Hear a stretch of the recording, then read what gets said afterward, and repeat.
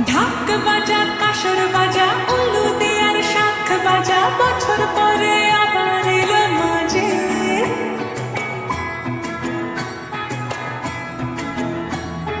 পুজো পুজো